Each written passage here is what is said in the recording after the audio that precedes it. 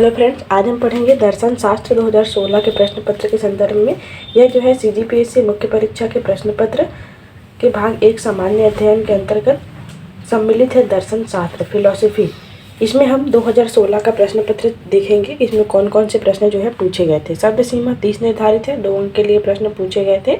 Section first में प्रारब्ध कर्म किसे कहते हैं, क्या इसको नष्ट किया जा सकता है।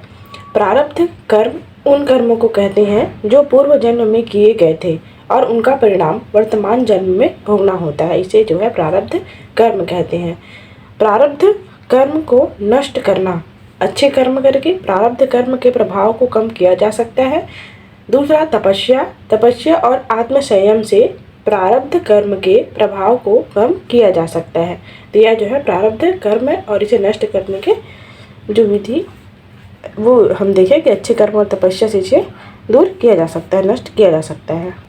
दूसरा प्रश्न है योग दर्शन के अनुसार नियम क्या है। महत्वपूर्ण प्रश्न है क्योंकि कई बार हर साल ये प्रश्न आ ही जाता है। नियम यम के जितने भी योग के जितने भी रूप हैं वो सभी योग दर्शन के अनुसार 5 नियम हैं। शौच, शुद्धता, संतोष, संतुष्टि, तपस्या, आत्मसंयम, स्वास्थ्य, आत्मज्ञान, ईश्वर, प्राणिधान, भगवान के प्रति समर्पण। तीसरा प्रश्न है भारतीय दर्शन में षड दर्शन से क्या तात्पर्य है। भारतीय दर्शन में षड दर्शन यदि हम देखें, पहला न्याय दर्शन, दूसरा वैशेषिक दर्शन, तीसरा सांख्य, चौथा योग दर्शन, पांचवा मीमांसा दर्शन और छठवां वेदांत दर्शन। अर्थात षड दर्शन के अंतर्गत न्याय, वैशेषिक, सांख्य, योग, मीमांसा व वेदांत शामिल है। चौथा प्रश्न है धर्म व धर्म दर्शन के बीच मुख्य अंतर क्या है। धर्म विश्वास, अनुष्ठान, नैतिकता और आचरण से संबंधित है, जबकि धर्म दर्शन धर्म के मूल सिद्धांतों, तत्वों और अर्थ की विचारधारा और व्याख्या है।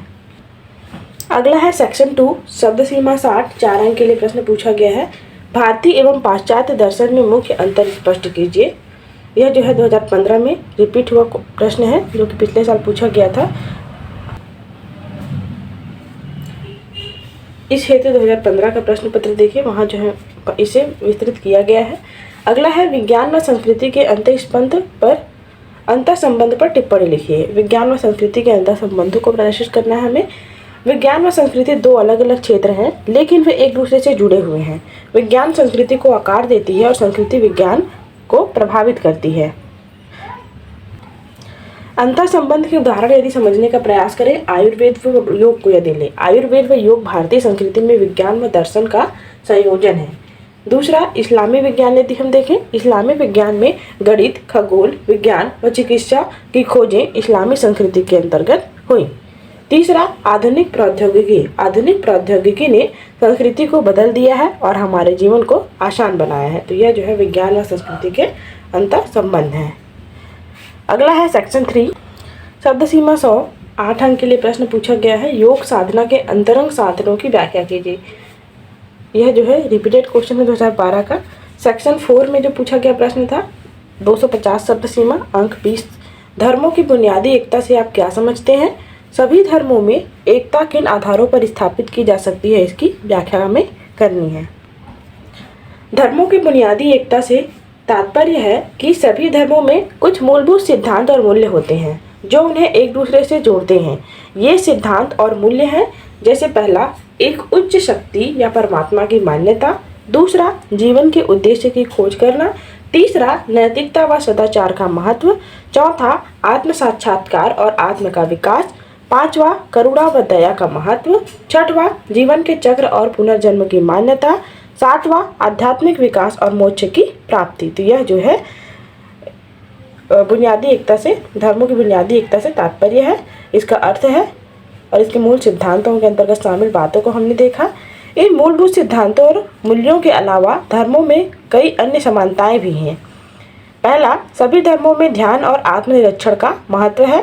दूसरा, सभी धर्मों में नैतिकता व सदाचार का महत्व है। तीसरा, सभी धर्मों में जीवन के उद्देश्य की खोज का महत्व है। चौथा, सभी धर्मों में जीवन के उद्देश्य की खोज का महत्व है।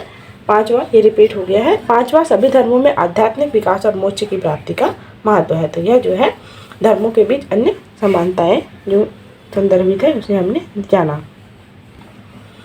अगला है सभी धर्मों में एकता निम्न आधारों पर स्थापित की जा सकती है। किन आधारों पर स्थापित की जा सकती है? एकता, इसे पूछा गया प्रश्न है। सी में आध्यात्मिक आधार यदि हम समझने का प्रयास करें, पहला एक उच्च शक्ति या परमात्मा की मान्यता, दूसरा आत्म साक्षात्कार व आत्म के विकास, तीसरा आध्यात्मिक विकास व मोक्ष की प्राप्ति।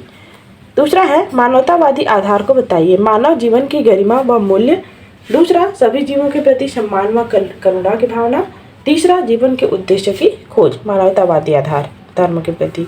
दार्शनिक आधार यदि हम देखें, पहला जीवन के चक्र व पुनर्जन्म की मान्यता, दूसरा विश्व की एकता व अंतर संबंध, तीसरा ज्ञान व समझ का महत्व। चौथा है सांस्कृतिक आधार, सभी धर्मों की सांस्कृतिक विरासत, दूसरा धार्मिक त्योहारों व परंपराओं का महत्व, तीसरा सांस्कृतिक आदान प्रदान व सहयोग। सभी धर्मों का मूल उद्देश्य जीवन को अर्थपूर्ण व सार्थक बनाना है।